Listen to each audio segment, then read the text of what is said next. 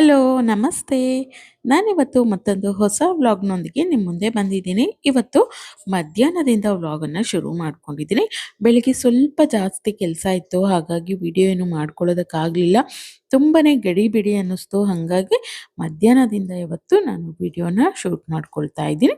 ಮಧ್ಯಾಹ್ನಕ್ಕೆ ನಾನಿಲ್ಲಿ ಮಜ್ಜಿಗೆ ಸಾರು, ಅದ್ರ ಜೊತೆಗೆ ಕಡಲೆಕಾಳು ಉಸುಳಿ ಅಥವಾ ಕಾಳು ಪಲ್ಯ ಅಂತಾರಲ್ಲ, ಅದನ್ನು ಮಾಡೋಣ ಅಂತೇಳಿ ರೆಡಿ ಮಾಡ್ಕೊಳ್ತಾ ಇದ್ದೀನಿ. ತುಂಬ ಟೇಸ್ಟಿಯಾಗಿರತ್ತೆ. ಅದು ತುಂಬ ಫಾಸ್ಟಾಗಿ ಕೂಡ ಮಾಡ್ಕೊಳ್ಬೋದು. ರುಚಿನೂ ಚೆನ್ನಾಗಿರುತ್ತೆ. ಹಾಗಾಗಿ ಮಧ್ಯಾಹ್ನಕ್ಕೆ ಬೇಳೆ ಸಾಂಬಾರು ಏನು ಬೇಡ ಅಂದ್ಬಿಟ್ಟು ನಾನಿವತ್ತು ಮಜ್ಜಿಗೆ ಸಾರನ್ನು ಮಾಡ್ತಾ ಇದ್ದೀನಿ. ಅಡುಗೆ ಮಾಡ್ತಾ ಒಂದು ವಿಷಯನ ನಿಮ್ಮ ಜೊತೆ ಶೇರ್ ಮಾಡ್ಕೊಳ್ಬೇಕು ಅಂಥೇಳಿ ತುಂಬ ದಿನದಿಂದ ಅನ್ನಿಸ್ತಾ ಇತ್ತು. ಯಾಕಂದರೆ ನಾವು ಬೇರೆ ಯಾರನ್ನೋ ನೋಡಿಬಿಟ್ಟು ತುಂಬ ನಮಗೆ ಒಂಥರ ಅಯ್ಯೋ ನಾವು ಅವ್ರ ಥರ ಇಲ್ವಲ್ಲ, ಅಥವಾ ಅವ್ರದ್ದು ಒಂಥರ ಜೀವನ ಶೈಲಿನ ನಾವ್ಯಾಕೆ ಅಳವಡಿಸ್ಕೊಂಡಿಲ್ಲ, ಅಥವಾ ಅವ್ರ ಥರ ನಾವ್ಯಾಕೆ ಬದುಕ್ತಾ ಇಲ್ಲ, ದೇವ್ರು ಅವರಿಗೆಲ್ಲ ಕೊಟ್ಬಿಟ್ಟಿದ್ದಾನೆ, ನಮ್ಮ ಹತ್ರ ಏನೂ ಇಲ್ವಲ್ಲ, ಅಥವಾ ನಮ್ಮ ಹತ್ರ ಇರುವಂಥ ತುಂಬ ಕಡಿಮೆ ಇದೆ, ಬೇರೆಯವ್ರ ಹತ್ರ ತುಂಬ ಜಾಸ್ತಿ ಇದೆ ಅನ್ನೋವಂಥ ಮನೋಭಾವದಲ್ಲೇ ಬದುಕ್ತಾ ಇರ್ತೀವಿ. ಅಂದರೆ ಬೇರೆಯವ್ರ ಹತ್ರ ಇದೆ, ನಮ್ಮ ಹತ್ರ ಇಲ್ಲ, ಅಥವಾ ಅವ್ರ ಹತ್ರ ಜಾಸ್ತಿ ಇದೆ, ನಮ್ಮ ಹತ್ರ ಕಡಿಮೆ ಇದೆ. ಈ ರೀತಿನೇ ಅವ್ರಿಗೇನೋ ಸಿಕ್ತು, ಅದು ನಮಗೆ ಸಿಕ್ಕಿಲ್ಲ ಅನ್ನೋವಂಥ ಒಂದು ಯೋಚನೆಯಲ್ಲೇ ಜೀವನನ ಕಳೀತಾ ಇರ್ತೀವಿ. ಖಂಡಿತ ಅದು ತಪ್ಪು. ಆ ಥರ ಯೋಚನೆ ಮಾಡ್ತಾ ಮಾಡ್ತಾ ಏನಾಗುತ್ತೆ, ನಾವು ನಮ್ಮ ಜೀವನವನ್ನೇ ಮರ್ತು ಬಿಡ್ತೀವಿ. ನಮ್ಮ ಖುಷಿ ಕ್ಷಣಗಳು, ಆ ಚಿಕ್ಕ ಪುಟ್ಟ ಒಂದು ಖುಷಿ ಇರುತ್ತೆ, ಸಂತೋಷ ಇರುತ್ತೆ, ಅದನ್ನೆಲ್ಲ ಮರಿತಾ ಹೋಗ್ತೀವಿ. ಬೇರೆಯವರನ್ನೇ ನೋಡ್ತಾ ಇರ್ತೀವಿ, ಅವರನ್ನೇ ಫಾಲೋ ಮಾಡ್ತಾ ಇರ್ತೀವಿ. ಅವ್ರು ಹೆಂಗಿರ್ತಾರೋ ನಾವು ಕೂಡ ಆ ರೀತಿ ಇರಬೇಕು. ಅವರು ಹೊರಗಡೆ ಹೋದ್ರೆ ನಾವು ಹೋಗಬೇಕು, ಅವ್ರೇನೋ ತಂದ್ರೆ ನಾವು ತರಬೇಕು, ಅವ್ರು ಒಡವೆ ತೊಗೊಂಡ್ರೆ ನಾವು ತೊಗೊಳ್ಬೇಕು, ಅವ್ರು ಹಬ್ಬ ಮಾಡಿದ್ರೆ ನಾವು ಮಾಡಬೇಕು, ಅವರು ಸಿಂಪಲಾಗಿ ಮಾಡಿದ್ರೆ ನಾವು ಮಾಡಬೇಕು, ಅಥವಾ ಅವ್ರು ಗ್ರ್ಯಾಂಡಾಗಿ ಮಾಡಿದ್ರೆ ನಾವು ಅದೇ ರೀತಿ ಇರಬೇಕು. ಈ ರೀತಿಯಾಗಿ ಒಂಥರ ಬೇರೆಯವ್ರನ್ನ ನೋಡಿ ಅದನ್ನ ಅನುಕರಣೆ ಮಾಡೋದು, ಅಥವಾ ಅವ್ರ ಹತ್ರ ಅದಿದೆ ನನ್ನ ಹತ್ರ ಇದಿಲ್ಲ ಅಂತ ಅಸೂಯೆ ಪಡುವಂಥದ್ದು ಇದೇನೇ ಹೆಚ್ಚಾಗೋಗಿದೆ ಅಂತ ಹೇಳ್ಬೋದು. ಹಾಗಾಗಿ ಅದರಿಂದ ಏನಾಗುತ್ತೆ, ನಮ್ಮ ಹತ್ರ ಏನಿದೆ, ದೇವ್ರು ನಮಗೇನು ಕೊಟ್ಟಿದ್ದಾನೆ ಅದನ್ನು ಮರ್ತ್ಬಿಟ್ಟಿರ್ತೀವಿ. ನಮ್ಮ ಜೀವನನ ನಾವೇನೇ ಮರ್ತ್ಬಿಟ್ಟಿರ್ತೀವಿ. ಇದರಿಂದ ನಮ್ಮ ಒಂದು ಜೀವನದ ದಾರಿ ಬದಲಾಗತ್ತೆ, ಅಥವಾ ನಮ್ಮ ಜವಾಬ್ದಾರಿಗಳು ಕಡಿಮೆ ಆಗ್ತಾ ಹೋಗುತ್ತೆ. ನಾವೇನು ಮಾಡ್ತಾ ಇದ್ದೀವಿ, ನಮ್ಮ ಮಕ್ಳಿಗೆ ಏನು ಮಾಡ್ತಾ ಇದ್ದೀವಿ, ನಮ್ಮ ಮಕ್ಳಿಗೆ ಏನು ಕಲಿಸ್ತಾ ಇದ್ದೀವಿ, ಅಥವಾ ಇನ್ನೊಬ್ಬರನ್ನ ನೋಡ್ಬಿಟ್ಟು ನಾವೇನು ಕಲಿತಾ ಇದ್ದೀವಿ ಅನ್ನೋದನ್ನೇ ಮರೆತುಬಿಟ್ಟು ನಾವು ಬೇರೆಯವ್ರ ರೀತಿ ಬದುಕಲಿಕ್ಕೆ ಹೋಗ್ತೀವಿ. ಅಂದಾಗ ನಮ್ಮ ಜೀವನ ಎಲ್ಲೋಯ್ತು, ನಾವು ಹೆಂಗೆ ಬದುಕ್ತೀವಿ ಅನ್ನೋವಂಥದ್ದನ್ನು ಬೇರೆಯವ್ರು ಹೇಗೆ ನೋಡ್ತಾರಲ್ವಾ. ಹಾಗಾಗಿ ಅಸೂಯೆ ಪಡೋದು ಅಥವಾ ಹೊಟ್ಟೆ ಕಿಚ್ಚು ಪಡೋದು ಇದನ್ನೆಲ್ಲ ಬಿಟ್ಬಿಟ್ಟು ಇರೋದ್ರಲ್ಲೇ ದೇವರು ನಮಗೆ ಕೊಟ್ಟಿದ್ದಾನಲ್ಲ, ಇದು ನಮಗಿಂತ ಕೆಳಗಿರೋರು ಅಥವಾ ಇಲ್ದಲೇ ಇರೋರನ್ನ ನೋಡಿದ್ರೆ ನಮಗೆ ತುಂಬ ಒಂಥರ ದೇವ್ರು ಭಗವಂತ ನಮಗೆಲ್ಲ ಕೊಟ್ಟಿದ್ದಾನೆ ಅಂತ ಅನ್ಸತ್ತೆ. ಆದರೆ ನಾವು ಹಂಗೆ ಮಾಡೋದಿಲ್ಲ, ಒಂದು ಪಟ್ಟು ಮೇಲಿರೋರ್ನೇ ನೋಡ್ತಾ ಇರ್ತೀವಿ. ಇದರಿಂದ ನಮ್ಮ ಖುಷಿ, ನೆಮ್ಮದಿ, ಆ ಕ್ಷಣದ ಸಂತೋಷ ಎಲ್ಲನೂ ಕಡಿಮೆ ಆಗುತ್ತೆ, ಎನರ್ಜಿ ಕಡಿಮೆ ಆಗುತ್ತೆ, ಆರೋಗ್ಯ ಹಾಳಾಗುತ್ತೆ, ಹೀಗೆ ಮನಸ್ಸು ಹಾಳಾಗುತ್ತೆ, ಜೊತೆಗೆ ನಮ್ಮ ಯೋಚನೆಗಳು ಕೂಡ ಹಾಳಾಗುತ್ತೆ ಅಂತಲೇ ಹೇಳ್ಬೋದು.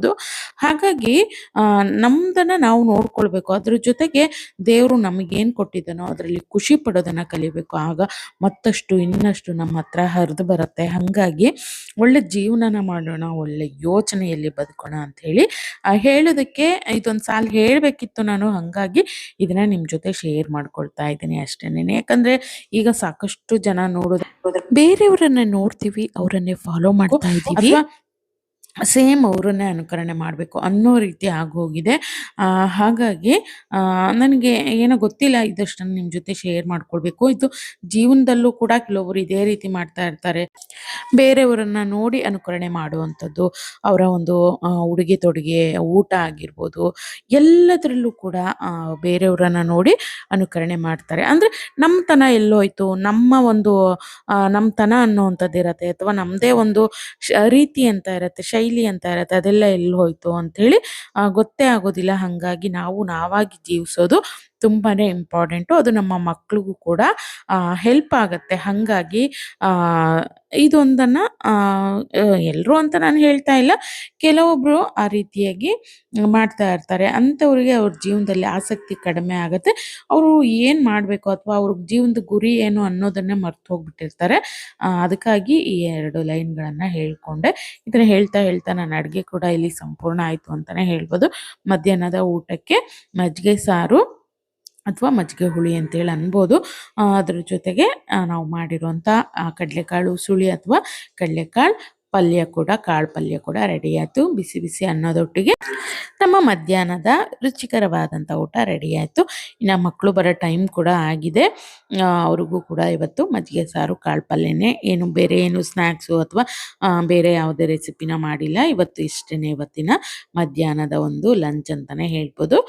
4:45ಗೆ ನನ್ನ ಚಿಕ್ಕ ಮಗಳು ಬರ್ತಾಳೆ, 5:15ಗೆ ದೊಡ್ಡೋಳು ಭೂಮಿಕಾ ಬರ್ತಾಳೆ. ಹಾಗಾಗಿ ಅವ್ರಿಗೂ ಕೂಡ ಇವತ್ತು ಇದೇ ಅಂತ ಹೇಳ್ಬೋದು. ಯಾಕಂದರೆ ಬೇರೆ ಏನು ಸ್ನ್ಯಾಕ್ಸ್ ಮಾಡ್ಲಿಕ್ಕೆ ಆಗಲಿಲ್ಲ, ಅದಕ್ಕೋಸ್ಕರ ಕಾಳೆಲ್ಲ ಇದೆಯಲ್ಲ ಅದನ್ನೇ ತಿನ್ಕೊಳ್ತಾರೆ ಅಂಥೇಳಿ ಸುಮ್ಮನಾದೆ. ಬನ್ನಿ, ಯಾರಿಗೆಲ್ಲ ಮಜ್ಜಿಗೆ ಸಾರು ಇಷ್ಟ ಅಥವಾ ಉಸುಳಿ ಇಷ್ಟ ಆಗುತ್ತೆ ಎಲ್ಲರೂ ಕೂಡ ಊಟ ಮಾಡೋಣ ಅಂತ ಹೇಳ್ತಾ, ಊಟ ಆದಮೇಲೆ ಸ್ವಲ್ಪ ಕೆಲಸ ಇತ್ತು, ಎಲ್ಲನೂ ಮುಗಿಸ್ಕೊಂಡೆ. ಮತ್ತೆ ಕಂಟಿನ್ಯೂ ಮಾಡೋಕ್ಕಾಗಲಿಲ್ಲ. ಇದು ನೆಕ್ಸ್ಟ್ ಡೇ ಶುಕ್ರವಾರದ ಬೆಳಗಿನ ಒಂದು ಮಾರ್ನಿಂಗ್ ರೊಟೀನ್ ಅಂತಲೇ ಹೇಳ್ಬೋದು. ಬೆಳಗ್ಗೆ 4 ಗಂಟೆಗೆ ಎದ್ದಿದ್ದೆ. 3:45ಗೆ 3:15ಗೆ ಎಚ್ಚರ ಆಯಿತು. ಆದರೆ ಅಷ್ಟೊತ್ತಿಗೆ ಹೇಳೋಕ್ಕಾಗಲಿಲ್ಲ.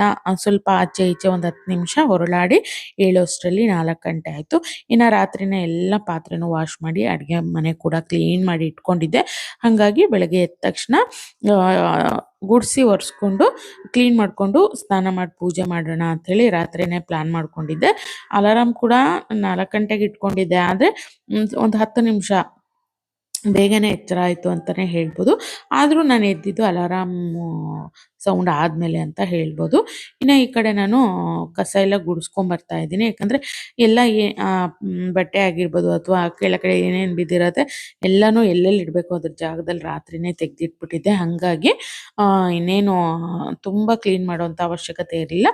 ಅಡುಗೆ ಮನೆ ಕೂಡ ಕ್ಲೀನಾಗಿತ್ತಲ್ಲ, ಹಾಗಾಗಿ ಎಲ್ಲನೂ ನೀಟಾಗಿ ಒಮ್ಮೆ ಕಸ ಗುಡಿಸ್ಕೊಂಡು ಬಂದು ಆನಂತರ ನೆಲ ಒರೆಸ್ಕೊಳ್ತೀನಿ. ಎಲ್ಲ ಒಳಗಡೆ ಎಲ್ಲ ಗುಡಿಸ್ಕೊಂಡು ಬಂದಾದಮೇಲೆ ಇನ್ನು ಹೊರಗಡೆ ಬಂದೆ. ನೋಡ್ಬೋದು ಹೊರಗಡೆ ಎಷ್ಟು ಕತ್ಲೆ ಇದೆ ಅಂಥೇಳಿ. 4 ಗಂಟೆಗೆಲ್ಲ ಇನ್ನು ಹೆಂಗಿರುತ್ತಲ್ವಾ, ತುಂಬ ಕತ್ಲೆ ಇದೆ. ಮೊದಲು ಹೊಸ್ಲು ಮೇಲೆ ಎಣ್ಣೆ ಹಾಕಿರೋವಂಥ ರಂಗೋಲಿ ಇತ್ತು, ಎಲ್ಲನೂ ತೆಗೆದ್ಬಿಟ್ಟು ದೀಪ ಹಚ್ಚಿರೋವಂಥದ್ದಲ್ಲೇ ಇತ್ತು, ಅದನ್ನು ಕೂಡ ತೆಗೆದಿಟ್ಟು ಮೊದಲು ಗುಡಿಸಿ ಆಮೇಲೆ ಒಳಗಡೆಯಿಂದ ಒರೆಸ್ಕೊಂಡು ಬರ್ತೀನಿ. ಆನಂತರ ಹೊರಗಡೆ ಕೂಡ ಒರೆಸ್ಕೊಳ್ಳೋಣ ಅಂಥೇಳಿ ಮೊದಲು ಹೊರಗಡೆ ಕಸ ಗುಡಿಸ್ಕೊಳ್ತಾ ಇದ್ದೆ. ತುಂಬ ಒಂಥರ ಫ್ರೆಶ್ ಅನಿಸುತ್ತೆ ಬೆಳಗ್ಗೆ. ಸ್ವಲ್ಪ ಒಂದು 10 ನಿಮಿಷ ನಿದ್ದೆ ಬಂದಂಗೆ ಅನಿಸುತ್ತೆ. ಏಳೋ ತನಕ ಅಷ್ಟೇ ಅದು. ಎದ್ದ ಮೇಲೆ ಒಂದು ಸ್ವಲ್ಪ ಕೂಡ ನಿದ್ದೆ ಬರೋದಿಲ್ಲ ನನಗಂತೂ. ಅದು ಮಧ್ಯಾಹ್ನ ಅಪರೂಪಕ್ಕೆ ಈ ರೀತಿ ಬೇಗ ಎದ್ದಾಗ ಅಪರೂಪಕ್ಕೆ ನಿದ್ದೆ ಬರುತ್ತೇನೆ ಹೊರತಾಗಿ ಮತ್ತೆ ನಿದ್ದೆ ಬರೋದು ಆ ರೀತಿ ಏನೂ ಆಗೋದಿಲ್ಲ. ಫ್ರೆಶ್ ಅನಿಸುತ್ತೆ. ಜೊತೆಗೆ ನಮಗೆ ತುಂಬ ಸಮಯ ಸಿಗುತ್ತೆ. ನಾವು ಏನು ಕೆಲಸ ಮಾಡ್ಕೊಳ್ಬೇಕು ಅಥವಾ ಏನೋ ನಾವೇನೋ ಒಂದು ಮಾಡ್ಕೊಳ್ಬೇಕು ಅನ್ನೋದಕ್ಕೆ ಸಿಕ್ಕಾಪಟ್ಟೆ ಸಮಯ ಸಿಗುತ್ತೆ ಅಂತಲೇ ಹೇಳ್ಬೋದು. ಈ ರೀತಿ ಅದರಲ್ಲೂ ಬೇಗ ಎದ್ದು ಸ್ವಲ್ಪ ಏನು ನಮ್ಮ ಮಾರ್ನಿಂಗ್ ಒಂದು 3ರಿಂದ 4 ಗಂಟೆ ಕೆಲಸ ಇರುತ್ತಲ್ಲ ಮಾರ್ನಿಂಗು, ಅದನ್ನ ಈ ಸಮಯದಲ್ಲಿ ಮುಗಿಸ್ಕೊಂಡ್ಬಿಟ್ರೆ ನಮ್ಗೆ ಇಡೀ ದಿನ ಟೈಮ್ ಸಿಗುತ್ತೆ. ನಾವು ಏನು ಕೆಲಸ ಮಾಡ್ಕೊಳ್ತೀವಿ ಅಥವಾ ನಮ್ಮ ಬೇರೆ ವರ್ಕ್ ಏನಿರುತ್ತೆ ಎಲ್ಲನೂ ಮಾಡ್ಕೊಳ್ಳೋದಕ್ಕೆ ತುಂಬ ಸಮಯ ಸಿಗುತ್ತೆ. ಜೊತೆಗೆ ಬೇರೆ ನಂದಂತೂ ನಂಗೆ ತುಂಬ ಹೆಲ್ಪ್ ಆಗುತ್ತೆ ಈ ರೀತಿ ಎದ್ದುಬಿಟ್ರೆ. ಯಾಕಂದರೆ ನಂದು 2 ಯೂಟ್ಯೂಬ್ ಅಲ್ವಾ, ಎರಡಕ್ಕೂ ವಿಡಿಯೋ ಮಾಡ್ಕೊಳ್ಳೋದಕ್ಕಾಗಿರ್ಬೋದು, ಎಡಿಟ್ ಮಾಡ್ಕೊಳ್ಳೋದಕ್ಕಾಗಿರ್ಬೋದು ಅಥವಾ ತಮ್ನೇಲು ಅಂಥದ್ದು ಇಂಥದ್ದು ಮಾಡೋದಕ್ಕೆ ತುಂಬ ಸಮಯ ಹಿಡಿಯುತ್ತೆ. ನನ್ನ ಮಕ್ಕಳು ಬರೋ ತನಕ ಆಗ್ಬಿಡತ್ತೆ ಅಂತಲೇ ಹೇಳ್ಬೋದು. ಸ್ವಲ್ಪ ಕೂಡ ಒಂಥರ ತುಂಬ ಬ್ಯುಸಿ. ಅವ್ರು ಬಂದ ಮೇಲೂ ಕೂಡ ಕೆಲವೊಮ್ಮೆ ಮೊಬೈಲ್ ಹಿಡ್ಕೊಂಡು ಕೂತಿರ್ತೀನಿ. ಹಾಗಾಗಿ ಅವ್ರಿಗೆ ಟೈಮ್ ಕೊಡೋದಕ್ಕೆ ಆಗೋದಿಲ್ಲ ಅಂತ ಕೆಲವೊಮ್ಮೆ ಅನಿಸುತ್ತೆ. ಇನ್ನು ಇವತ್ತು ತುಂಬ ಕೆಲಸ ಇದೆ ಅಂಥೇಳಿ ಅನಿಸಿದ ದಿನ ಸ್ವಲ್ಪ ಬೇಗನೆ ಎದ್ದಿರ್ತೀನಿ. ನಾವೇನು 5:15, 5:45ಗೆಲ್ಲ ಹೇಳ್ತೀವಲ್ಲ, ಅಂಥ ಸಮಯದಲ್ಲಿ 4:15, 4:45 ಹೀಗೆ ಎದ್ದುಬಿಟ್ರೆ ಸ್ವಲ್ಪ ನಮಗೂ ಕೂಡ ಆರಾಮಾಗಿ ಕೂಲಾಗಿ ನಿಧಾನವಾಗಿ ಕೆಲಸ ಮಾಡ್ಕೊಳ್ಳೋದಕ್ಕೆ ಸಮಯ ಸಿಗತ್ತೆ. ಜೊತೆಗೆ ಮಕ್ಳಿಗೂ ಕೂಡ ಅವ್ರು ಬರೋಷ್ಟರಲ್ಲಿ ಎಲ್ಲ ಮುಗಿಸ್ಕೊಂಡು ನಾವು ಸ್ವಲ್ಪ ಫ್ರೀಯಾಗಿ ಕೂತ್ಕೊಂಡ್ಬಿಟ್ರೆ ಮಕ್ಳಿಗೂ ಕೂಡ ಟೈಮ್ ಕೊಡೋದಕ್ಕೆ ಅಲ್ಲಿ ನಮಗೆ ಸಮಯ ಸಿಗತ್ತೆ ಅಂತಲೇ ಹೇಳ್ಬೋದು. ಇಲ್ಲಾಂದರೆ ಅವ್ರು ಬಂದಾಗ ನಮ್ಮ ಕೆಲಸದ ಬ್ಯುಸಿನಲ್ಲಿ ಅವ್ರು ಕರಿತಾ ಇರ್ತಾರೆ, ಏನೋ ಕೇಳ್ತಾ ಇರ್ತಾರೆ, ನಾವೆಲ್ಲೋ ನಮ್ಮದೆಲ್ಲೋ ಗಮನ ಇರುತ್ತೆ. ಹಾಗಾಗಿ ಸ್ವಲ್ಪ ಸಮಯ ಕಡಿಮೆ ಆಗುತ್ತೆ. ಅಂಥ ಸಮಯದಲ್ಲಿ ನಾವು ಈ ರೀತಿ ಬೆಳಗ್ಗೆ ಬೇಗ ಎದ್ಕೊಂಡು ಏನೋ ನಮ್ಮದೆಲ್ಲ ರೊಟೀನ್ ಮುಗಿಸ್ಕೊಂಡ್ಬಿಟ್ರೆ ಅವ್ರಿಗೂ ಕೂಡ ಸ್ವಲ್ಪ ಸಮಯ ಸಿಗತ್ತೆ. ನಾವು ಕೂಡ ಆರಾಮಾಗಿ ಕೂಲಾಗಿ ನಿಧಾನವಾಗಿ ಗಡಿಬಿಡಿ ಇಲ್ದೇ ಎಲ್ಲನೂ ಮುಗಿಸ್ಕೊಳ್ಬೋದು. ನೋಡಿ, ನಂದು ಕೂಡ ಹೊರಗಡೆ ಎಲ್ಲ ಮುಗಿಸ್ಕೊಂಡು ಬಂದೆ. ಒಳಗಡೆಯಿಂದ ಒರೆಸ್ಕೊಂಡು ಹೊರಗಡೆ ಎಲ್ಲ ಒರೆಸ್ಕೊಂಡು ರಂಗೋಲಿ ಎಲ್ಲ ಹಾಕ್ಕೊಂಡು ಈಗ ನೀಟಾಗಿ ಫ್ರೆಶ್ ಆಗಿ ಬಂದು ಮೊದಲು ನಾನು ದೇವ್ರಿಗೆ ದೀಪ ಹಚ್ಕೊಂಡು ಆನಂತರ ಇಲ್ಲಿ ಪಂಚಾಮೃತದ ಅಭಿಷೇಕ ಮಾಡಿಕೊಂಡೆ. ಆನಂತರ ನೀರಿನಿಂದ ಅಭಿಷೇಕ ಮಾಡಿಕೊಂಡು ಇವತ್ತು ಆ, ಆಷಾಢದ ಶುಕ್ರವಾರ ಬೇರೆ ಆಗಿರೋದ್ರಿಂದ ಬೇಗ ಬೇರೆ ಎದ್ದಿದ್ನಲ್ಲ, ಹಾಗಾಗಿ ಪೂಜೆ ಮಾಡ್ಕೊಳ್ಳೋದು ನನಗೂ ಕೂಡ ಒಂಥರ ಸಮಾಧಾನ ಅನ್ಸತ್ತೆ ಈ ರೀತಿ. ಅದರಲ್ಲೂ ಶುಕ್ರವಾರ ಶನಿವಾರಗಳಲ್ಲಿ ಬೇಗ ಎತ್ಕೊಂಡು ನಾವು ಕೂಡ ದೇವ್ರಿಗೆ ದೀಪ ಎಲ್ಲ ಹಚ್ಬಿಟ್ರೆ ಒಂಥರ ಮನೆ ವಾತಾವರಣನೇ ಚೇಂಜ್ ಇರುತ್ತೆ, ಸಮಾಧಾನ ಕೂಲಾಗಿ ಒಳ್ಳೆ ಪರಿಮಳ ಬೀರ್ತಾ ಇರುತ್ತೆ, ಜೊತೆಗೆ ಒಂಥರ ಮನ್ಸಿಗೆ ಸಮಾಧಾನ ಆಗತ್ತೆ ಅಂತಾನೆ ಹೇಳ್ಬೋದು. ಆ ಲಕ್ಷ್ಮಿ ವಿಗ್ರಹ ಇತ್ತಲ್ಲ, ಅದಕ್ಕೆ ನಾನಿಲ್ಲಿ ಪಂಚಾಮೃತ ಅಭಿಷೇಕ ಎಲ್ಲ ಮಾಡಿಕೊಂಡು ಪೂಜೆ ಎಲ್ಲ ಮಾಡಿಕೊಂಡೆ. ಜೊತೆಗೆ ಏನು ಕಾಮಾಕ್ಷಿ ದೀಪ ಇತ್ತು ಎಲ್ಲನೂ ತೊಳ್ಕೊಂಡು ಹಚ್ಕೊಂಡು ಎಲ್ಲ ನೆಮ್ಮದಿಯಾಗಿ ಧೂಪ ದೀಪ ಮನೆಗೆಲ್ಲ ಹಿಡಿದ್ಬಿಟ್ಟು ದೇವರಿಗೆಲ್ಲ ಮಂಗಳಾರತಿ ಎಲ್ಲ ಮಾಡಿಕೊಂಡು ನಿಧಾನವಾಗಿ ಒಂಥರ ಒಂದು 5:30 ಒಳಗಡೆ ದೀಪ ಎಲ್ಲ ಹಚ್ಕೊಂಡೆ. ಆನಂತರ ಹೊರಗಡೆ ಹೊಸಲು ಪೂಜೆ ಆಗಿರ್ಬೋದು, ತುಳಸಿ ಪೂಜೆ ಆಗಿರ್ಬೋದು, ಎಲ್ಲನೂ ನಿಧಾನವಾಗಿ ಮಾಡ್ಕೊಳ್ಳೋ ಅಷ್ಟರಲ್ಲಿ ಒಂದು 6:15 6:30 ಆಯಿತು ಅಂತಲೇ ಹೇಳ್ಬೋದು. ಎಲ್ಲನೂ ಮುಗಿಸ್ಕೊಳ್ಳೋ ಅಷ್ಟರಲ್ಲಿ ಮಾಮೂಲಿ ನನ್ನ ಒಂದು ಬ್ರೇಕ್ಫಾಸ್ಟ್ ಮಾಡುವಂಥ ಸಮಯ ಏನಿದೆ ಅದಕ್ಕೆ ಕರೆಕ್ಟಾಗಿ ಟೈಮ್ ಆಯಿತು ಅಂತಲೇ ಹೇಳ್ಬೋದು. ಇನ್ನು ಹೊರಗಡೆ ನೋಡ್ಬೋದು ಈಗಷ್ಟೇ ಬೆಳಕು ಹರಿತಾ ಇದೆ. ಜೊತೆಗೆ ನಮ್ಮ ಗಿಡದಲ್ಲಿ ಒಂದಷ್ಟು ಹೂವು ಕೂಡ ಬಿಟ್ಟಿತ್ತು, ಕೀಳೋಣ ಅಂದ್ಕೊಂಡೆ. ಆದರೆ ಶಾವಂತಿಗೆ ಮತ್ತು ಬಟನ್ಸೇ ಇತ್ತಲ್ಲ, ಅದನ್ನು ಇಟ್ಬಿಟ್ಟು ನಾನು ಪೂಜೆ ಇವತ್ತಿಂದು ಮುಗಿಸ್ಕೊಂಡೆ. ಇದಾಗಿತ್ತು ಸ್ನೇಹಿತರೆ ಇವತ್ತು ಆಷಾಢ ಶುಕ್ರವಾರದ ಒಂದು ಬ್ರಾಹ್ಮಿ ಮುಹೂರ್ತದಲ್ಲಿ ಒಂದು ನೆಮ್ಮದಿಯಾಗಿ ಲಕ್ಷ್ಮೀ ಪೂಜೆನ ಮಾಡಿಕೊಂಡೆ ಅಂತಲೇ ಹೇಳ್ಬೋದು. ದೇವ್ರ ಮನೆ ಒಂಥರ ಎಷ್ಟು ಕಳಕಳಿಯಾಗಿ ಕಾಣುತ್ತೆ ಅಂದರೆ, ಅದರಲ್ಲೂ ಬೆಳಗಿನ ಪೂಜೆ ಮಾಡ್ಕೊಂಡ್ಬಿಟ್ರಂತೂ ನಿಜವಾಗ್ಲೂ ತುಂಬಾ ಒಂಥರ ಪಾಸಿಟಿವ್ ವೈಬ್ಸ್ ಅನ್ನುವಂಥದ್ದು ತುಂಬಾ ಹೆಚ್ಚಾಗುತ್ತೆ ಅಂತಲೇ ಹೇಳ್ಬೋದು. ನನಗಂತೂ ತುಂಬ ಇಷ್ಟ ಈ ರೀತಿ ಮಾಡ್ಕೊಳ್ಳೋದಕ್ಕೆ. ಆದರೆ ಏನು ಮಾಡ್ತೀರಾ, ಮಲಗೋದು ಲೇಟಾಗಿ ಏಳೋದು ಲೇಟ್ ಆಗುತ್ತೆ, ಹಾಗಾಗಿ ನಂದು ಎಲ್ಲ ಕೆಲಸ ಆದಮೇಲೆ ಪೂಜೆ ಆಗ್ತಾ ಇದೆ. ಇತ್ತೀಚೆಗಂತೂ ಈ ರೀತಿನೇ ಆಗ್ತಾ ಇರೋವಂಥದ್ದು. ಇನ್ನು ಅಡುಗೆ ಮನೆಗೆ ಬಂದೆ. ಹಾಲು ಕಾಯ್ಲಿಕ್ಕೆ ಇಟ್ಕೊಂಡೆ. ಮೊದಲು ಹಾಲು ಕಾಯಿಸೋದಕ್ಕೆ ಇಟ್ಕೊಂಡು ನಮ್ಮ ಮನೆಯವರು ಹಿಂದಿನ ದಿನ ರಾತ್ರಿನೇ ಹೂವೆಲ್ಲ ತಂದುಬಿಟ್ಟಿದ್ರು. ನಾನು ಪೂಜೆಗೆ ಎಷ್ಟು ಬೇಕೋ ಆವಾಗ ಅಷ್ಟನ್ನು ಮಾತ್ರ ತೊಗೊಂಡಿದ್ದೆ. ಉಳಿದಿರೋವಂಥದ್ದು ಹಾಗೆ ಇಟ್ಟಿದ್ದೆ. ಸ್ವಲ್ಪ ನೀರೆಲ್ಲ ಚಿಮುಕ್ಸ್ಬಿಟ್ಟು ಅದನ್ನು ಒಂದು ಬಾಕ್ಸಿಗೆ ಹಾಕಿ ಎತ್ತಿಟ್ಕೊಂಡ್ಬಿಡ್ತೀನಿ. ಇನ್ನು ಉಳಿದಿರೋಂಥ ಪಾತ್ರೆ ರಾತ್ರಿ ಏನು ತೊಳ್ಕೊಂಡಿದ್ದೆ ಎಲ್ಲನೂ ನೀಟಾಗಿ ಜೋಡಿಸ್ಕೊಳ್ತೀನಿ. ಯಾಕಂದರೆ ಇದೆಲ್ಲ ಇಲ್ಲಿಲ್ಲೇ ಇತ್ತು ಅಂದರೆ ನಮಗೆ ಅಡುಗೆ ಮಾಡೋದಕ್ಕೆ ಸರಿ ಹೋಗೋದಿಲ್ಲ. ತುಂಬ ಶೆಲ್ಫ್ ಎಲ್ಲ ಗಲೀಜಾದಂಗೆ ಅನಿಸುತ್ತೆ. ಜೊತೆಗೆ ಅಷ್ಟು ಸ್ಪೇಸು ಕೂಡ ಇಲ್ಲ ನಮ್ಮದು. ತುಂಬ ಚಿಕ್ಕ ಅಡುಗೆ ಮನೆ ಅಂತಲೇ ಹೇಳ್ಬೋದು. ಹಾಗಾಗಿ ಕೈ ಕಾಲಿಗೆ ಸಿಗ್ತಾ ಇರತ್ತೆ. ನಾನು ಅದಕ್ಕೆ ಏನು ಮಾಡಿಬಿಡ್ತೀನಿ, ಪಾತ್ರೆ ವಾಶ್ ಆದ ತಕ್ಷಣ ಸ್ವಲ್ಪ ನೀರೆಲ್ಲ ಇಳಿದಿದೆ ಅಂದ ತಕ್ಷಣ ಅದ್ರ ಜಾಗಕ್ಕೆ ಅದನ್ನು ನೀಟಾಗಿ ಎತ್ತಿಟ್ಬಿಡ್ತೀನಿ. ಇನ್ನು ಶಾವಂತಿಗೆ ಹೂವು ಏನಿತ್ತು ಅದನ್ನು ಕೂಡ ಎತ್ತಿಟ್ಟು ನಾನಿಲ್ಲಿ ಸ್ವಲ್ಪ ಬೇಳೆನ ನೆನೆಸಿಟ್ಟಿದ್ದೀನಿ, ಆಮೇಲೆ ಸಾಂಬಾರು ಮಾಡೋಣ ಅಂಥೇಳಿ. ಇನ್ನು ತಿಂಡಿಗೆ ನಾನಿಲ್ಲಿ ಇವತ್ತು ಪುಳಿಯೋಗರೆ ಮಾಡ್ತಾಯಿದ್ದೀನಿ. ಮೊನ್ನೆ ವಿಡಿಯೋದಲ್ಲಿ ತೋರಿಸಿದ್ದೆ, ನಾನು ಒಂದು ವಾರದ ಹಿಂದಿನ ವಿಡಿಯೋದಲ್ಲಿ ಫುಲ್ ರೆಸಿಪಿ ಹಾಕಿದ್ದೆ. ಹಾಗಾಗಿ ರೆಸಿಪಿ ಏನು ಶೂಟ್ ಮಾಡ್ಕೊಳ್ಳೋದಕ್ಕೆ ಹೋಗಲಿಲ್ಲ. ಬೆಳಗಿನ ಫ್ರೆಶ್ ಆಗಿಯೇ ನಾನು ಪೌಡರ್ ಎಲ್ಲ ಮಾಡ್ಕೊಳ್ತೀನಿ. ಪೌಡರ್ ಮಾಡಿಕೊಂಡು ಆನಂತರ ನಾನಿಲ್ಲಿ ಏನು ಪುಳಿಯೋಗರೆನ ಮಾಡುವಂಥದ್ದು. ಪುಳಿಯೋಗರೆ ಆಗಿರ್ಬೋದು, ಬಿಸಿಬೇಳೆ ಬಾತು, ವಾಂಗಿಬಾತು ಏನೇ ಮಾಡಿದ್ರು ಕೂಡ ಫ್ರೆಶ್ ಆಗಿ ಆಗ್ಲೇ ಮಸಾಲೆ ಹುರ್ಕೊಂಡು ಮಾಡೋವಂಥದ್ದು. ಆ ರೀತಿ ಮಾಡಿದಾಗ ಗಮ್ಮತ್ ಚೆನ್ನಾಗಿರತ್ತೆ, ಟೇಸ್ಟ್ ಕೂಡ ಅಷ್ಟೇ ಚೆನ್ನಾಗಿರತ್ತೆ. ಹಾಗಾಗಿ ನಾನೇನು ಪೌಡರ್ ಎಲ್ಲ ರೆಡಿ ಮಾಡ್ಕೊಳ್ಳೋದಿಲ್ಲ. ಕೆಲವೊಮ್ಮೆ ಮಾಡ್ಕೊಂಡಾಗ ಜಾಸ್ತಿ ಆಯಿತು ಅಂದರೆ ಸ್ವಲ್ಪ ಡಬ್ಬಕ್ಕೆ ಹಾಕಿಟ್ಕೊಂಡಿರ್ತೀನಿ ಅಷ್ಟೇ ಹೊರತಾಗಿ ನಾನು ಫ್ರೆಶ್ ಆಗಿ ಮಾಡಿಕೊಂಡೇ ಮಾಡೋದು. ಇನ್ನು ಈ ಕಡೆ ನಾನು ಬಿಸಿಬೇಳೆ ಬಾತಿಗೆ ಏನು ನಾನು ಪೌಡರ್ ಮಾಡ್ಕೊಂಡಿದ್ನಲ್ಲ ಅದನ್ನು ಹಾಕ್ಬಿಟ್ಟು ಹುಣಸೆ ರಸ, ಉಪ್ಪು, ಬೆಲ್ಲ ಎಲ್ಲನೂ ಹಾಕ್ಬಿಟ್ಟು ಅದನ್ನು ಕುದಿಲಿಕ್ಕೆ ಇಟ್ಕೊಂಡಿದ್ದೀನಿ. ನೋಡಿ ಒಂದು 5 ನಿಮಿಷ ಚೆನ್ನಾಗಿ ರೀತಿ ಲೋ ಫ್ಲೇಮಲ್ಲೇ ಕುದಿಸ್ಕೊಂಡ್ಬಿಟ್ರೆ ತುಂಬ ಚೆನ್ನಾಗಿರುವಂಥ ಬಿಸಿಬೇಳೆ ಬಾತ್ ಅಂತೀನಿ ಪುಳಿಯೋಗರೆ ರೆಡಿ ಆಗುತ್ತೆ. ಇನ್ನು ನನ್ನ ಮಗಳು ಅಮ್ಮ ಶೇಂಗಾ ಅದರಲ್ಲೇನೆ ಹಾಕ್ಬೇಡ ಅಂದಿದ್ದಕ್ಕೆ ಹುರಿದು ಸಪ್ರೇಟಾಗಿ ಎತ್ತಿಟ್ಟಿದ್ದೆ. ಇನ್ನು ಈ ಕಡೆ ರೈಸಿಗೂ ಕೂಡ ಇಟ್ಕೊಂಡಿದ್ದೀನಿ. ಅದಾದಮೇಲೆ ಒಂದು ಅನ್ನ ಆಗೋಷ್ಟರಲ್ಲಿ ಒಂದು ಲೋಟ ಸ್ಟ್ರಾಂಗಾಗಿ ಕಾಫಿ ಕುಡಿಬೇಕು ಅನ್ನಿಸ್ತು. ಯಾಕಂದರೆ ಬೇಗ ಎದ್ದಿದ್ದೀನಿ, ತಲೆ ಸ್ನಾನ ಕೂಡ ಮಾಡಿದ್ನಲ್ಲ, ಸ್ವಲ್ಪ ತಲೆ ಭಾರ ಅನ್ನಿಸ್ತಾ ಇತ್ತು. ಹಾಗಾಗಿ ಸ್ಟ್ರಾಂಗಾಗಿ ಒಂದು ಕಾಫಿ ಕುಡಿದ್ಬಿಡೋಣ ಅಂಥೇಳಿ ಫಿಲ್ಟರ್ ಕಾಫಿ ಹಾಕ್ಕೊಂಡಿದ್ದೆ. ಅದನ್ನು ಹಾಕ್ಕೊಂಡು ಹಾಲು ಹಾಕ್ಕೊಂಡು ಸಕ್ಕರೆ ಹಾಕ್ಕೊಂಡು ಚೆನ್ನಾಗಿ ಮಿಕ್ಸ್ ಮಾಡಿಕೊಂಡು ಕಾಫಿ ಕುಡಿದ್ರೆ ತಲೆ ಕಣ್ಣು ಎಲ್ಲ ಕ್ಲಿಯರ್ ಆಗುತ್ತೆ ಅಂತಲೇ ಹೇಳ್ಬೋದು. ನನಗೆ ಹಂಗೆ ಅನಿಸುತ್ತೆ. ಅಂದರೆ ನಂಗೆ ತುಂಬ ಸ್ವಲ್ಪ ಕಾಫಿ ಅಂದರೆ ಇಷ್ಟ ಆಗುತ್ತೆ, ಹಂಗಾಗಿ ಅಷ್ಟೇನೆ. ಇನ್ನು ಹೊರಗಡೆ ಮೆಟ್ಲ ಮೇಲೆ ಬಂದುಬಿಟ್ಟು ಕಾಫಿ ಕುಡಿತಾ ಕೂತಿದ್ದೆ.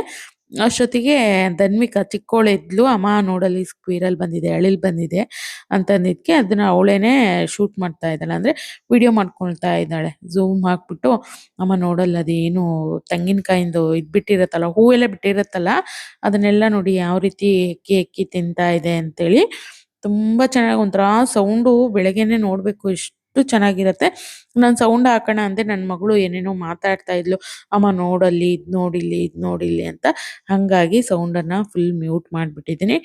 ಇನ್ನು ನಾವೆಲ್ಲ ಚಿಕ್ಕವರಿದ್ದಾಗ ಈ ರೀತಿ ಅಳಿಲ್ ಕಾಣ್ತು ಅಂದ್ರೆ ಅದ್ರ ಮೇಲ್ಗಡೆ ಇರುವಂತ 3 ಗೆರೆನ ಈ ರೀತಿ ಬೆರಳಲ್ಲಿ ಮುಟ್ಬಿಡ್ಬೇಕು. ಮುಟ್ಟಿದ್ರೆ ನಾವು ಫೇಲೇ ಆಗೋದಿಲ್ಲ, ಪಾಸ್ ಆಗ್ತೀವಿ ಅಂತೇಳಿ ನಮ್ಮ ಅಜ್ಜಿ ಅವರೆಲ್ಲ ಹೇಳ್ತಾ ಇದ್ರು. ಅದ್ ನನಗೆ ನೆನ್ಪು ಬಂತು, ನನ್ನ ಮಗಳಿಗೆ ಹೇಳ್ದೆ, "ಅಲ್ಲ ಕಣಮ್ಮ, ಓದ್ದಲೆ ಹಂಗೆ ಹೋಗ್ಬಿಟ್ರೆ ಸ್ಕೂಲಿಗೆ ಅದು ಹೆಂಗಮ್ಮ ಪಾಸ್ ಆಗ್ತಾರೆ, ಅದನ್ನ ಮುಟ್ಟು ಹೋದ್ರೆ" ಅಂತ ಹೇಳಿ ನನ್ನ ಮಗಳು ಅಂತ ಇದ್ಲು. ಅದೆಲ್ಲ ಕಾಫಿ ಎಲ್ಲ ಕುಡ್ಕೊಂಡು ಅವಳ ಜೊತೆ ಸ್ವಲ್ಪ ಹೊತ್ತು ಒಂದು 10 ನಿಮಿಷ ಹೊರಗಡೆ ಕೂತಿದ್ದು, ಆನಂತರ ಮತ್ತೆ ಒಳಗಡೆ ಬಂದೆ. ಇನ್ನ ಒಂದು 10 ನಿಮಿಷಗಳ ಮೊದಲೇ ಬೇಳೆ ಎಲ್ಲ ನೆನೆಸಿಟ್ಕೊಂಡಿದ್ದೀನಿ, ತೊಗರಿ ಬೇಳೆನ. ಇವತ್ತು ಕೋಸು, ಬೇಳೆ, ಆಲೂಗಡ್ಡೆ, ಟೊಮೊಟೊ ಎಲ್ಲನೂ ಹಾಕ್ಬಿಟ್ಟು ಒಂದೊಳ್ಳೆ ಮಸ್ಕೈ ರೀತಿ ಮಾಡೋಣ ಅಂತೇಳಿ. ಮಸ್ಕೈ ಆಲೂಗಡ್ಡೆ ಅಂತೀನಿ, ಕೋಸಲ್ಲಿ ಮಾಡ್ತಾರೆ. ಆ ಬದನೆಕಾಯಿ ಮತ್ತೆ ಆಲೂಗಡ್ಡೆ ಹಾಕ್ಬಿಟ್ಟು ಮಾಡ್ತಾರೆ. ನಾನು ಮತ್ತೆ ಒಂದು ಹೀರೆಕಾಯ್ದೊಂದು ತೋರಿಸಿದ್ದೆ, ಅದರಲ್ಲೂ ಮಾಡ್ತಾರೆ. ಎಲ್ಲನೂ ಚೆನ್ನಾಗಿರುತ್ತೆ, ಅದೊಂಥರ ಟೇಸ್ಟು. ತುಂಬಾ ಒಂಥರ ಮುದ್ದೆ ಎಲ್ಲ ಮಾಡ್ಕೊಂಡು ತಿಂತಾರಲ್ಲ, ನಾವು ಜಾಸ್ತಿ ಮುದ್ದೆ ತಿನ್ನೋದಿಲ್ಲ, ಆದ್ರೂ ಕೂಡ ಮುದ್ದೆ ಎಲ್ಲ ಮಾಡ್ಕೊಂಡು ತಿನ್ನುವಂಥವ್ರಿಗೆ ತುಂಬಾ ಟೇಸ್ಟ್ ಅನ್ಸತ್ತೆ, ಚೆನ್ನಾಗಿರತ್ತೆ. ಇನ್ನು ಬಿಸಿ ಬಿಸಿ ಅನ್ನಕ್ಕೂ ಕೂಡ ಈ ಒಂದು ಮಸ್ಕೈ ತುಂಬಾನೇ ಟೇಸ್ಟಿಯಾಗಿರತ್ತೆ. ಆ ನಮ್ಮತ್ತೆ ಜಾಸ್ತಿ ಮಾಡ್ತಾ ಇದ್ರು, ಅಂದ್ರೆ ನಮ್ಮ ಮನೆಯವರ ಅಮ್ಮ ಇದಾರಲ್ಲ, ಅವ್ರ ಮನೆಯಲ್ಲಿ ಈ ಸಾಂಬಾರು ನಾನು ಕಲ್ತಿದ್ದು ಅಲ್ಲೇನೇನೆ, ಅವ್ರು ಜಾಸ್ತಿ ಮಾಡ್ತಾ ಇದ್ರು. ಹಾಗಾಗಿ ನಾನು ಕಲ್ತ್ಕೊಂಡಿದ್ದೀನಿ ಈಗ. ಅದು ಕೂಡ ನಮ್ಮ ಮನೆಯಲ್ಲಿ ವಾರದಲ್ಲಿ ಒಮ್ಮೆ ಮಸ್ಕೈ ಇದ್ದೇ ಇರತ್ತೆ. ಇನ್ನು ಈರುಳ್ಳಿ, ಟೊಮೊಟೊ, ಆಲೂಗಡ್ಡೆ ಎಲ್ಲನೂ ಹಾಕ್ಬಿಟ್ಟು ಅದು ಬೇಯ್ಲಿಕ್ಕೆ ಇಟ್ಕೊಂಡೆ. ಈ ಕಡೆ ಏನು ಪುಳಿಯೋಗರೆ ಇತ್ತು ಅದನ್ನು ಕೂಡ ಕಲಸಿ ರೆಡಿ ಮಾಡಿಕೊಂಡು ಬಾಕ್ಸಿಗೆಲ್ಲ ಹಾಕಿ ನನ್ನ ಮಗಳಿಗೆ ತಿನ್ನಲಿಕ್ಕೆಲ್ಲ ಹಾಕ್ಕೊಟ್ಟೆ. ಇನ್ನು ಈ ಕಡೆ ಮಸ್ಕೈ ಫುಲ್ ಕಂಪ್ಲೀಟಾಗಿ ವಿಡಿಯೋ ಏನು ಮಾಡ್ಕೊಳ್ಲಿಲ್ಲ. ಮಸ್ಕೈ ಏನು ಅಂತದ್ದು ರೆಡಿ ಆಯಿತು. ಮಾಮೂಲಿ ಮಸಾಲೆ, ಅದಕ್ಕೆ ಗ್ರೀನ್ ಚಿಲ್ಲಿ ಹಾಕ್ಕೊಳ್ಬೇಕು ಅಷ್ಟೇನೆ. ಇದಾಗಿತ್ತು ಸ್ನೇಹಿತರೆ ಇವತ್ತಿನ ಒಂದು ಅಂದರೆ ಮಾರ್ನಿಂಗ್ ರೊಟೀನು, ಗುರುವಾರ ಮಧ್ಯಾಹ್ನದಿಂದ ಶುಕ್ರವಾರ ಮಾರ್ನಿಂಗ್ವರೆಗೂ ಏನೆಲ್ಲ ಆಯಿತು ಅಂತೇಳಿ. ಇನ್ನು ಮಕ್ಕಳನ್ನೆಲ್ಲ ಸ್ಕೂಲಿಗೆ ಕಳಿಸ್ಬೇಕು, ಅವ್ರನ್ನೂ ಕೂಡ ರೆಡಿ ಮಾಡಬೇಕು. ಹಾಗಾಗಿ ಇವತ್ತಿನ ವಿಡಿಯೋನ ಇಲ್ಲಿಗೆ ಎಂಡ್ ಮಾಡ್ತಾ ಇದ್ದೀನಿ. ವಿಡಿಯೋಗಳು ನಿಮ್ಗೇನಾದರೂ ಇಷ್ಟ ಆಗ್ತಾ ಇದೆ, ಹೆಲ್ಪ್ ಆಗ್ತಾ ಇದೆ, ಏನಾದರೂ ಯೂಸ್ ಆಗುತ್ತೆ ಅಂದರೆ ದಯವಿಟ್ಟು ಸಬ್ಸ್ಕ್ರೈಬ್ ಮಾಡಿಕೊಂಡು ಸಪೋರ್ಟ್ ಮಾಡಿ. Thank you.